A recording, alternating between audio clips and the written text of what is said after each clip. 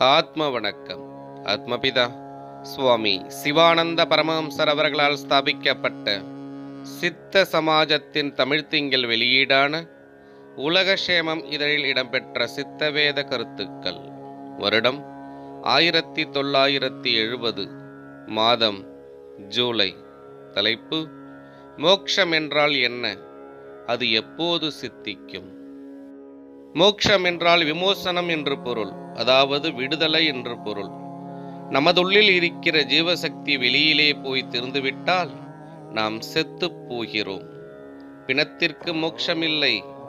எனவே மோக்ஷம் ஜீவனுக்குத்தான் வேண்டும். எனவே நாம் ஜீவித்திருக்கும் போதே மோக்ஷம் பெற வேண்டும்.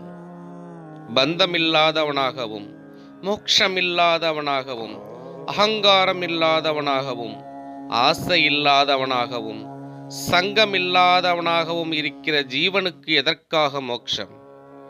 தன்னில் இருக்கின்ற ஜீவன் வெளியில் வியாபித்து விஷயங்களை பற்றி பிடித்து புலம்பிக் கொண்டிருப்பதுவே பந்தம்.